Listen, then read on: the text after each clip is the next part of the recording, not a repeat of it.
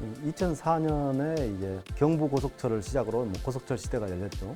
고속철도가 생김으로 해서 서울, 목포가 반나절 생활권이 돼버렸잖아요. 지금은 한 3시간 정도면 가버리니까 수도권에 원정 진료 가는 사례들이 굉장히 늘었죠. 그러면서 지역 병원들이 굉장히 어려움을 겪는. 모르는 것보다 아는 게 더 많다. 잡박다 시간 기자들의 신개념 토크쇼 전남 기자회견.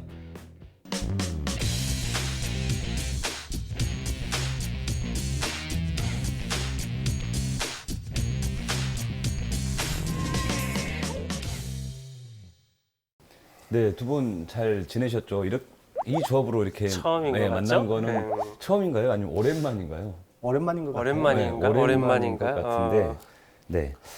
요즘 전남 쪽도 코로나가 좀 다시 재확산 조짐이 좀 보여서 좀 심상치 않습니다. 이 깜깜이 N차 감염자들도 나오고 있는 것 같은데 어떻게 좀 지내셨는지 궁금하거든요.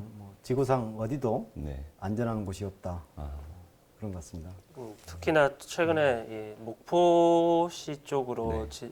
최근에 이렇게 좀 확산이 되면서 상대적으로 좀 안심하긴 했었거든요. 네. 목포는 그래도 좀 청정 지역인가 아. 하고, 근데 결국은 지금 이제 학생도 그렇고 네. 이렇게 다른 지역보다는 계속 발생하다 보니까 또 수능 앞두면서도 학부모님들이나 다들 걱정이 좀 많으신 것 같더라고요.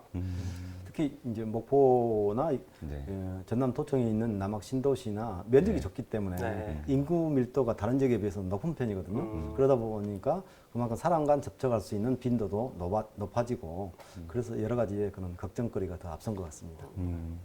네, 코로나19가 확산되면 아무래도 이렇게 이동에 많은 제약들이 생기게 될 것 같은데요.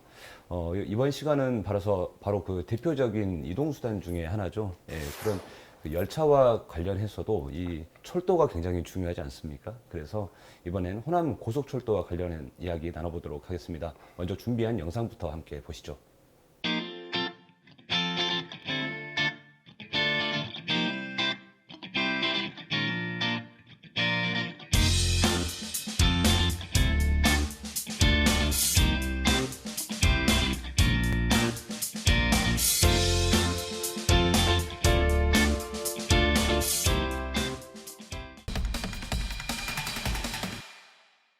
먼저 이 고속철도, SOC 사회 간접자본이라고들도 하죠. 네. 굉장히 우리 삶과 밀접해서 뗄래야 뗄 수 없는 영역이기도 한데, 그 중에서도 이제 호남 고속철도 사실, 굉장히 좀 필요하지 않나 생각이 좀 듭니다.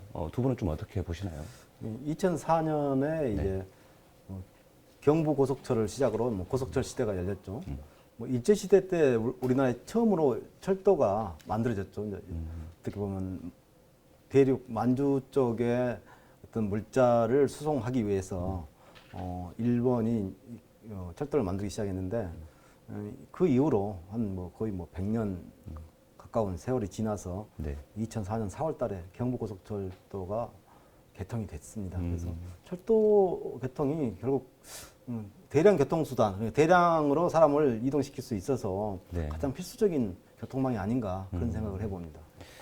저는 좀 이제 지금 벌써 이야기를 하는 게 좀 맞는지 모르겠는데 지역적으로 좀 보자면 이 고속철도가 생김으로 해서 서울, 목포가 반나절 생활권이 돼버렸잖아요.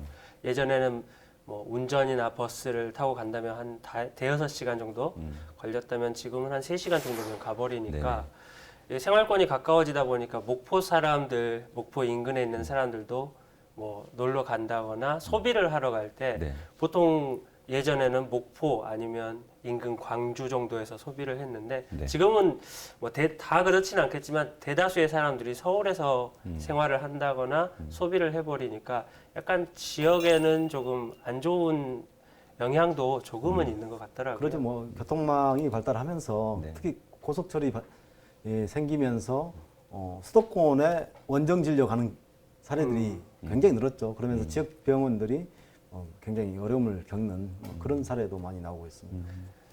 그래서 이제 일일 생활권으로 시간이 단축되고 그런 장점이 또 있는 반면에 이게 지역 간의 경계들이 이제 무너지고 이제 그렇게 되다 보니까 오는 그런 부작용들도 있는 것 같은데 제 기억으로도 이게 버스 타고 옛날엔 서울까지 갔을 때만 5시간 반 걸려서 가고 열차도 뭐 마찬가지였었고 굉장히 멀었었는데 최근 한 10 몇 년 사이에 굉장히 많은 변화들이 있었던 것 같습니다. 그래서 이 고속철도가 놓이면서 이게 많은 변화들이 온 건데 결국에는 그러면서도 이 호남 고속철도 1단계 사업이 또 추진이 또 됐었지 않습니까? 과거에. 예. 어떤 과정을 통해서 좀 추진이 됐는지 좀 설명 좀 해주시죠. 예. 2004년 4월 1일 경부고속철이 개통을 했고요. 그 다음에 2015년 4월 2일 호남 고속철 1단계 구간, 그러니까 충북 오성에서 광주 송정까지 이 구간이 개통이 됐죠. 그래서 뭐 호남 고속철 같은 경우는 이제 두 갈래로 나눠지죠. 전라선 같은 경우는 전북 익산역에서 분기를 해서 나눠서 순천역을 거쳐서 여수 엑스포역까지 가는 그 전라선이 있고요. 네. 그리고 지금 현재 뭐 아직 뭐 완공은 안 됐지만 네. 광주 송정리에서 목포까지 오는 네. 노선, 두 개의 노선이 우리 전남 지역에는 만들어져 있는 것입니다. 그러니까 제 기억으로도 이게 호남 고속철도 1단계 사업이 앞서서 2001년쯤에 호남선 전철화 사업이 시작이 돼서 당시에 예. 대전하고 이 목포 뭐 한 250km 구간을 먼저 이렇게 좀 정비를 했고 그 이후에 원래는 한 새마을호 타고 당시에는 4시간 한 40분 정도 걸렸었는데 이게 한 2시간 40, 50분 정도로 한번 엄청나게 단축이 한번 됐었어요. 그리고 KTX 도입이 되고 그런 다음에 이제 그것이 더 좀 줄어들었고 지금 이제 사업이 더 추진이 되고 있는데 그 과거만 하더라도 아까 잠깐 제가 말씀드렸지만 굉장히 불편했었거든요. 두 분은 그 대중교통 이용하시면서 좀 불편한 점 없으셨나요? 그렇죠. 예전에 고속철이 생기기 전에는 뭐 네. 완행도 있었고, 뭐 그렇죠. 새마을호 무궁화호 이렇게 통일호 있었고, 뭐 네. 이렇게 있었는데 많은 역을 정차하다 보니까 네. 결국 소요 시간이 많이 걸리고, 뭐 서울 간 그 거리도 네. 굉장히 길었죠. 어차피 뭐 한나절 이상을 편도에서 다 소비해야 될 수밖에 없는 뭐 그런 상황이었죠. 이 호남 고속철도가 개통을 하고 결국 이제 목포에서 서울까지 한 2시간 반 가량으로 굉장히 많이 단축이 됐어요. 그래서 당시에 이제 이게 개통이 됐을 때 호남 사람들에겐 정말 획기적인 그렇죠. 그런 변화들이 생겼었는데 근데 초반에는 뭐 여기저기서 뭐 말들도 좀 많이 나왔다고 하더라고요. 아무래도 이게 부산 동대구 쪽 이쪽 먼저 연결이 되고 상대적으로 호남은 이제 뒤늦게 이것들이 적용되다 보니까 애초에 뭐 기차의 뭐 좌석 칸수가 좀 그쪽 상대적으로 좀 적구나. 좁다. 왜냐하면은 이게 사람을 많이 태워야 또 이게 네. 이익이 발생하기 때문에 상대적으로 좀 많은 좌석 수를 좀 늘려서 이 앞뒤 간격이 좀 비행기 수준은 아니지만 거의 그 정도까지 좀 좁은 거 아니냐 이런 문제도 좀 있었고 이 배차 간격도 동대구하고 서울에 비해서 상대적으로 3배 정도 차이 난다. 그 당시에 2015년 당시에가 계획대로라면 한 1시간 간격이긴 했는데 네. 저쪽에 비해서는 너무 배차 간격이 이 정도 차이는 좀 아니지 않느냐 이런 문제점도 있었고 뭐 사실 너무 많아가지고 초창기에는 네. 그런 대표적으로 그런 것들이 있었던 것 같아요. 이게 특히나 명절 때 참 불미스러운 일들도 많이 일어나기도 했었잖아요. 이렇게 그죠? 버스 이용하면서. 안표도 있고, 그리고 네. 명절 때 고속도로는 막히지만 철로는 막히는 일이 뭐 정체나 이런 게 없지 거의 않습니까? 없습니다. 그렇죠. 예. 예. 그래서 이제 고속철의 이용률이 굉장히 높아지기도 했어요. 그래서 당시에 그 서대전역을 경유를 할 것이냐 말 것이냐 사실 설치하기에 앞서 이런 예. 논란들이 좀 있었던 걸로 알고 있는데 그 지역이 좀 어느 정도 좀 알고 예. 계시잖아요. 어땠나요? 그때? 예, 서대전역을 당초 설계상으로는 없었어요. 근데 이제 대전 지역에서 대전, 네. 논산, 계룡 일대에서 네. 강력하게 요구를 했죠. 그러다 보니까 또 충청도 지역 분들하고 네. 또 전라 남북도 사회단체에서는 그러면 저속철이 된다. 그래서 강력하게 반대를 했고요. 그래서 현재는 절충안이 됐어요. 그래서 예를 들자면 지금 목포에서 저 같은 경우는 서대전역을 이용하는데 네. 하루에 2편 있습니다. 딱. 네. 근데 서울 가는 거리하고 네. 시간하고 비슷해요. 남북으로? 2시간 40분 걸립니다. 목포에서 서대전역까지의 고속철 이용 시간이. 근데 2시간 40분이면 내가 차를 직접 운전을 하고 가도 집에까지 딱 도착하면 대전 집에 도착하면 2시간 40분 정도 걸리거든요. 그래서 별 차이가 없습니다. 그런 불편함들 좀 있으실 것 같은데 예. 당시에 그러면 그 지역에서는 어떤 좀 당위성을 언급을 좀 했었나요? 그러니까 이제 뭐 방금 잠깐 언급하셨는데 네. 국토의 균형 발전이 가장 크겠죠. 상대적으로 고속철도라는 게 아까 우리가 지금 계속 얘기했지만 수도권 아니면 다른 지자체로의 가는 이 절대적인 시간을 줄여줄 수 있는 좋은 교통수단이다 보니까 네. 우리 지역에는 이 정류장이 왜 없지라는 그런 적의는 있는데 우리도 좀 해달라. 여기도 우리 지역도 중심지다. 뭐 이런 국토의 종합 발전을 위해서 그런 주장을 가지고 우리 지역에도 좀 놓아달라. 그렇게 이야기를 좀 했던 것 같아요. 그러니까 네. 큰 목적이 고속철을 건설하게 된 큰 목적이 국토의 균형 발전이었는데 네. 이 균형 발전을 얘기를 하다 보니까 또 그 노선에서 소외된 지역 주민들께서는 균형 발전을 앞세워서 그 요구를 하다 보니까 네. 이렇게 저렇게 여러 요구를 맞추다 보니까 결국은 이제 고속철이 아니라 저속철로 되는 돼버리는 거죠. 그런 불합리한 점이 사실 발생했었죠. 예. 그렇죠. 사업의 목적이 고속화 사업이었기 때문에 그래서 당시에 호남에서는 조속철이 되는데 왜 소대전을 경유해야 되느냐 예. 이렇게 맞섰고 대전 쪽에서는 이용객이 불편하다. 그렇죠. 그러니까 좀 옮겨달라. 그렇게 이제 이야기들이 계속 부딪혔던 것 같은데 결국은 이 서대전역 경유가 백지화가 됐지 않습니까? 예, 백지화되고 네. 이제 절충안으로 뭐 네. 별도로 좀 운행 노선을 신설한 하긴. 상태죠 지금 현재. 결국은 그래서 이제 호남 고속철도 1단계가 뭐 그때 당시에 이제 개통이 됐는데 예. 그 이후로 뭐 실제로 뭐 효과가 좀 있었나요? 그렇죠. 일단 고속철을 타고 네. 이용해서 수도권으로 진입하는 사람들이 전남에서 굉장히 늘었고 네. 또 오가는 사람도 많이 늘었고 그래서 지역 간의 어떻게 보면은 교류와 이런 소통이 굉장히 활발해졌다. 그런 측면은 분명히 이 국토 균형 발전이라는 그 대전제에 굉장히 어떻게 보면 효과를 보고 있다. 네. 그렇게 생각을 하고 있습니다. 그리고 나서 이제 뭐 최근에는 2차 사업도 지금 준비하고 있는 것으로 알고 예. 있는데 어떤 계획들이 담겨 있나요? 지금 이제 광주 송정역에서 네. 목포인 임성 구간 여기가 남아 있죠. 여기를 당초 계획은 뭐 2025년에 완공하는 걸로 되어 있지만 2년을 앞당기겠다 그런 뭐 전남도의 방침도 있고 정부의 방침도 그런 게 있는 것 같습니다. 그래서 당초에는 원래 광주 송정에서 목포 임성 구간을 뭐 3개의 안을 설계를 가졌어요. 네. 나주 고마원부터 목포까지는 뭐 새로 철로를 신설하고 또 2안은 무안국제공항을 경유하는 문제. 그리고 뭐 3안은 아예 철로를 신설하지 않고 기존 선을 개량을 해가지고 뭐 한평역과 무안공항을 뭐 지선으로 연결한다 뭐 이런 안도 있었는데 네. 결국 문재인 정부 들어서서 2017년 11월에 네. 무안공항을 경유하는 것으로 결론이 나면서 이제 구체적인 사업 계획이 확정이 됐고 네. 지금 올 안에 그 구간별로 7개 구간별로 모두가 지금 착공을 하게 되는 거거든요. 근데 실제 사업비보다는 약 1조 원 정도가 더 늘어났습니다. 무안공항 경유로. 전체 구간 중에서 아까 말씀하셨던 것처럼 세개 설계안 중에서 어쨌든 무안 공항을 경유하는 형태로 확정이 됐고 이게 이제 7개 공구가 나눠서 지금 진행이 되고 있다고 이제 아는데 이 3개 공구 같은 경우에는 뭐 턴키 방식으로 사업이 지금 추진이 된다고 해요. 아까 말씀하셨던 것처럼 2025년까지 당초 계획이 됐지만 한 2년 정도 앞당긴다. 그래서 아무래도 좀 속도를 내기 위해서 그렇게 하지 않았나 생각이 드는데 뭐 턴키 방식이 일단, 턴키 방식으로 그러니까 뭐 설계와 시공을 네. 함께 하는 거죠. 네.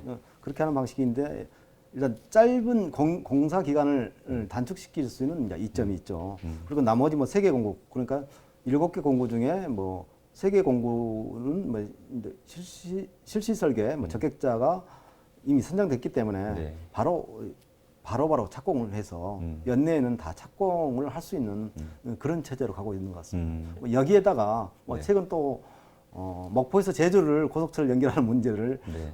가지고 이야기하고 자꾸 여러 가지 논란이 되고 있지 않습니까? 완도까지 네, 해서. 완도 네. 목포를 거쳐서 완도까지. 네. 뭐 그렇게 되면은 뭐 영산역에서 제주도까지 약 2시간 26분 정도 네. 걸리고 목포역에서는 뭐 40분 정도 걸릴 것이다 이렇게 뭐 예상을 하고 있는데 네. 물론 그 제주도를 고속철로 연결을 했을 때 이점도 있고 또 부작용도 분명히 있거든요. 예를 그렇죠. 들자면 항공업계가 굉장히 타격을 많이 받죠. 국내 제주 항공 노선이 굉장히 많은데 그렇죠. 국내 항공업계가 타격을 받고 그다음 제주 관광의 숙박 형태의 관광 형태가 굉장히 변화를 맞을 수밖에 없죠. 그래서 여기에 대해서는 뭐 찬반 논란이 굉장히 많은 것으로 알고 있습니다. 지금도. 네. 그래서 뭐 호남 쪽에서는 당시 이게 뭐 해저 터널을 뚫어가지고 예. 놨을 경우에는 여기는 그냥 거쳐가는 곳이라 사실은 지역에 도움이 되지는 않을 것이다. 뭐 이런 이제 반발들도 있었던 것 같은데. 최근에 그래서 국회에서 네. 이 호남권 국회의원들하고 지역 지자체장들이 네. 국회에 모여서 이 고속철 완도와 제주도를 잇는 고속철을 어떻게 국가 개발 계획에 이걸 반영할 것인가를 두고 토론회를 좀 네, 한번 했었는데요. 열었죠. 결국 완도라든지 이쪽 지역에서는 상대적으로 고속철이 생김으로 해서 이 아까 말했던 우리 지역의 인구가 좀 빠져나간다든지 그런 안 좋은 효과를 감안하고서라도 네. 완도에 이런 경유지를 좀 뒀으면 좋겠다라고 네. 하는 게 빠져나가는 사람들은 사실 거의 대부분 이미 완도 같은 경우는 빠져나갔다고 봐도 무방하거든요. 그렇기 네네. 때문에 완도가 어떻게 보면은 다른 지자체에서 완도가 기준이 아니라 다른 지역에서 봤을 때 완도는 상대적으로 너무 멀다는 그런 개념 이미지가 있다 보니까 고속철을 도입해서라도 완도의 관광 수요를 좀 늘려보자 하고 그리고 완도의 어떤 의료 수준이라든지 뭐 다양한 부분들이 조금 상대적으로 좀 부족하다 보니까 이런 고속철에 대한 요구들이. 긍정적인 효과를 좀 보고 싶어 하는 것들이 많은 것 같더라고요. 그래서 지금 최대한 그쪽으로 아마 내년 사업에는 완도에서도 좀 이쪽에 좀 힘을 실지 않을까 이런 생각이 좀 들고요. 네, 분명 이 고속철도가 놓이는 건 뭐 지역민들의 끈질긴 끊임없는 어떤 요구 때문에 그래서 나름대로 그 많은 변화들이 생겼던 것 같은데 좀 더 뭔가를 보완해야 될 부분이 혹시 있다면 어떤 점들이 좀 있을까요? 일단 이 구간이 네. 2023년 내지 2025년에 네. 이 나머지 호남 고속철 나머지 구간이 개통이 되면은 네. 목포에서 서울까지가 한 2시간 11분 정도 그렇게 소요되거든요. 그래서 뭐 획기적으로 개선되는 것은 교통 편익이 개선되는 것은 이제 맞는데 문제는 오히려 수도권으로 역 유출될 수 있는 여러 가지 소지를 안고 있다는 것이죠.